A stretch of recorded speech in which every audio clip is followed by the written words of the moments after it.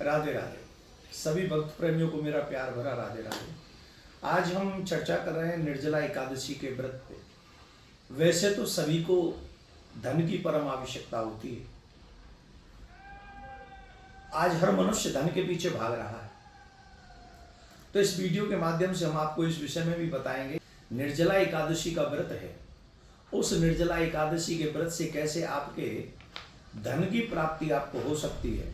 आज हम जिस एकादशी व्रत की चर्चा कर रहे हैं उस एकादशी का बड़ा बड़ा बड़ा महत्व है। निर्जला एकादशी एक ऐसी एकादशी जिस व्रत को करने से बड़े पाप जो हैं एक क्षण में ऐसे नष्ट हो जाते हैं जैसे सूखी घास थोड़ी सी अग्नि के प्रज्वलित अग्नि दिखाने पर ही नष्ट हो जाती है। वैसे ही निर्जला एकादशी के व्रत में बड़े से बड़े पापों को नष्ट कर देने की क्षमता है और इस एकादशी का महात्म गर्ग संहिता में बताया गया है।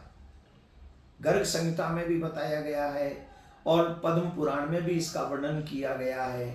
नारद जी ने अपने ग्रंथों में इसका बहुत अच्छे से चर्चा की गई है। अन्य अन्य पुराणों में भी व्रत का, एकादशी व्रत का बहुत महात्म है। अनेक पुराणों में कहा गया इस एकादशी व्रत का महात्म क्या है। उसमें बहुत ही सुंदर बताया गया है। अश्वमेध सहस्त्राणि राजसु यश शतानि च एकादशी उपासस्य कलाम नार हितम सोडनम। अर्थात अश्वमेध यज्ञ 100 कर लीजिए, राजसु यज्ञ और हजारों कर लीजिए, लेकिन एकादशी व्रत, निर्जला एकादशी व्रत जो मनुष्य कर लेता है ये बड़े बड़े यज्ञ उसके 10 भाग के बराबर नहीं है। ऐसा ही वशिष्ठ जी ने भी ये उदाहरण दिया है और तो देवर्षि नारद ने भी उदाहरण दिया है। राजा को अपने एक कहानी सुनाते हुए बाबा भोलेनाथ ने माँ पार्वती को ये कहानी सुनाई, कथा सुनाई और उसमें बहुत सुंदर चर्चा की गई।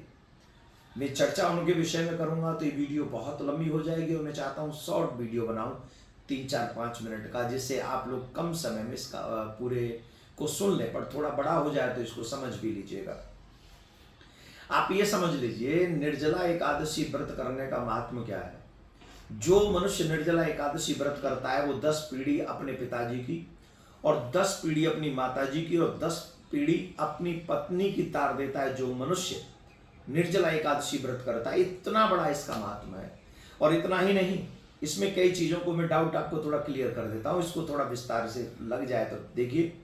एक और चीज समझिए, कई लोग कहते हैं महाराज हम पे व्रत निर्जला नहीं रहा जाता है। देखो, खाने पीने का मतलब व्रत नहीं है। साइंस भी इस बात को स्वीकार कर चुकी है कि अगर हम कम खाएंगे तो ज्यादा जिएंगे। हमारे शरीर को भी रेस्ट चाहिए, जो अंदर हमारी मशीन है उसको भी रेस्ट चाहिए। तो जब आप व्रत रहते हो, जब आप उपवास करते हो तो कुछ खाते नहीं हो तो आपकी मशीन वर्क नहीं करती है, तो उस समय रेस्ट लेती है। आप भी हफ्ते में 1 दिन रेस्ट लेते हो, है ना। तो इसका बहुत बड़ा महत्व है। साइंस इस बात को नोबेल पुरस्कार प्राप्त कर चुका है, साइंस इसी बात पे कि महीने में 2 दिन फास्ट रहना चाहिए। एकादशी जो मनुष्य सुबह 4 बजे से दूसरे 4 बजे तक, दूसरे दिन के 4 बजे तक मीन्स 24 घंटे निर्जला एकादशी का व्रत करता है, शास्त्रों में इसका जानते हो क्या प्रमाण है। उसे 26 एकादशी, पूरे साल की एकादशियों का फल और अधिक मास की एकादशी का फल जो 2 आते हैं अधिक मास में, उसका भी पूरा फल मिल जाता है। 26 एकादशियों का फल मिल जाता है। और जो मनुष्य सारी एकादशी रहता है महीने पूरे साल की और फिर भी अगर वो निर्जला एकादशी व्रत रखता है तो इसमें महात्मा है मेरे प्यारे हो। जानते हो क्या, उसे 12 साल में जितने भी व्रत इत्यादि आते हैं उन सब का पुण्य निर्जला एकादशी दे देती है। इतना बड़ा महत्व, इतना बड़ा महत्व। जिन्होंने पूरे व्रत किए हो और निर्जला न रहा हो, वो शाम को जल पी ले तो 24 एकादशियों का फल उसको मिलता है। 2 एकादशी अधिक मास वाली कट ऑफ होती है बस। इतना बड़ा महत्व है। हमें निर्जला व्रत खुद भी करना चाहिए, दूसरों को भी इसकी प्रेरणा देनी चाहिए। अगर न हो सके तो कम से कम सूर्यास्त तक हम व्रत करें बिना जल के, तो कम से कम 24 एकादशियों का फल मिलेगा। अब इसके पारायण की विधि भी मैं आपको बता देता हूं, वो भी आप बड़े ध्यान से देख लीजिए। स्नान आदि पूजा करके कैसे करना चाहिए इसका पारायण। एक वस्त्र में सुवर्ण को रखकर एक घड़े में जल भरकर थोड़ा मिष्ठान उसमें मिलाकर एक किसी ऐसे ब्राह्मण को बुलाएं जिस ब्राह्मण ने गायत्री मंत्र, जो ब्राह्मण गायत्री का पाठ करते हो, कर्मकांडी ब्राह्मण हो, उनको बुलाएं। उन्हें वस्त्र, पंखा और जो भी चीजें आप उनको दान दे सकते हैं वो दें। पहले उन्हें भोजन कराएं, उनके भोजन करने के बाद उन्हें द्रव्य दक्षिणा देकर विदा करें। उसके बाद आपको अन्न ग्रहण करना चाहिए या भगवान का भोग लगाकर स्वयं उस प्रसाद को पाना चाहिए। ऐसे आप पारायण कर सकते हैं। दूसरा, अगर आप ऐसा करते हैं तो मैंने कहा था धन की प्राप्ति होगी। धन दो प्रकार के होते हैं। एक, जिस धन से हमारा शरीर पोषित होता है, हमारा संसार पोषित होता है। दूसरा एक आध्यात्मिक धन है। संसारिक धन जो लक्ष्मी जिसको हम लोग नोट समझते हैं, वो धन तो हमारे शरीर के रहने तक रहता है। परंतु जो व्यक्ति इस व्रत को करता है, ये आत्मा का धन है। धर्म धन, जो धर्म है वो धन है, और वो धन जो है वो परलोक तक हमारा साथ देता है। परलोक तक। हरिश्चंद्र महाराज ने जब स्वप्न में दान दे दिया था अपने राज्य को, तो इसी निर्जला एकादशी को व्रत करके उन्होंने पुनः ये राज्य प्राप्त किया, ऐसा प्रमाण मिलता है शास्त्रों में। दूसरा, भीम ने जब भगवान श्री कृष्ण से कहा कि भाई मैं नहीं रह सकता व्रत, तो भगवान ने कहा तुम निर्जला एकादशी का व्रत करो, तुम्हें साल की सभी एकादशियों का फल मिलेगा। तो जो आध्यात्मिक धन है हमारी आत्म पुष्टि के लिए, उस धन का सराबोर हो जाएगा आपके जीवन में निर्जला एकादशी व्रत करने से। और जो निर्जला व्रत करते हैं उन्हें धार्मिक धन तो मिलेगा ही, साथ में जैसे राजा हरिश्चंद्र की धन की प्राप्ति हो गई थी, ये सब कुछ देने वाली है। बस श्रद्धा से एक व्रत को करें, क्रोध न करें, काम को जीतें, पृथ्वी पर शयन करें, जागरण हो सके रात्रि में जागरण करें। बेस्ट तरीका है जागरण करें। अगर आप इन नियमों के साथ इस व्रत को करेंगे, आपको निश्चित निर्जला एकादशी व्रत आप सबको बहुत शुभ होगा, लाभदायक होगा। एकादशी का व्रत वैष्णवों के लिए बहुत महत्वपूर्ण है।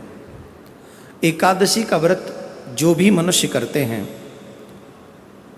नारायण स्वयं उसके ऊपर बड़ी शीघ्रतापूर्वक प्रसन्न होते हैं। एकादशी के व्रत के विषय में ये कहा जाता है कि जो मनुष्य एकादशी के व्रत साल के 11 भी व्रत अगर कर ले तो व्यक्ति कभी नरक में नहीं जाता, वो तर जाता है, वो मुक्त हो जाता है। जो भी व्यक्ति इस व्रत को करता है उसकी सारी मंगलमयी कामनाएं पूर्ण हो जाती हैं। सुहागिनों के लिए एक विशेष बात यह है, जो सुहागिन इस व्रत को करती है, ये भी एक बहुत बड़ी समस्या हमारे समाज में प्रचारित की गई कि सुहागिन स्त्रियों को व्रत नहीं करना चाहिए एकादशी का। कोई कहता है सुहागिन को तुलसी नहीं पहननी चाहिए, कोई कहता है सुहागिन को चंदन नहीं लगाना चाहिए। भगवान जाने कहाँ कहाँ से ऐसे प्रवचन हमको कोई सुनाता है। इस व्रत में कहा गया है जो भी सौभाग्यवती इस व्रत को रखती हैं उनका सौभाग्य अखंड रहता है। उसके सौभाग्य को, उसका सुहाग दीर्घकालीन समय तक चिरजीवी रहता है। इसलिए सौभाग्यवती महिला को ये व्रत अवश्य करना चाहिए। एक और विशेष बात इस व्रत के विषय में हम कह दें और फिर अपनी वाणी को विराम देंगे, और वो विशेष बात यह है, जिन माता बहनों के, भाइयों के बच्चे जिनकी बात न मानते हो, बुरी आदतों से परेशान है अपने बच्चों की, उन माता बहनों को, उन भाइयों को कामदा एकादशी व्रत करते हुए पूजन करते समय भगवान से प्रार्थना करनी चाहिए। जो भी आपके बच्चे की शिकायत है वो भगवान के चरणों में प्रकट करनी चाहिए। तो अगर आप ऐसी प्रार्थना भगवान से करेंगे तो जिन बच्चों में बुरी आदत है वो धीरे धीरे करके उन बुरी आदतों को त्याग देंगे और वो वैसे ही करने लगेंगे जैसा आप चाहते हैं। भगवान अपने इष्ट की पूजा करें, संयम रखें, झूठ न बोलें। इस दिन ध्यान रखें, झूठ न बोलें, क्रोध न करें, ब्रह्मचर्य का पालन करें। सुबह सूर्य उदय होने से पहले आप उठ जाएं। दोपहर में आप विश्राम न करें, अन्न ग्रहण न करें, चावल बिल्कुल भी ग्रहण न करें, और क्या नहीं करें, बस इतना ही कर लेना। इतने में मिल जाएगा फल एकादशी का। आप भी सुने, औरों को भी सुनाएं। आप सबका मंगलमय, भगवान आपका मंगल करे। राधे राधे।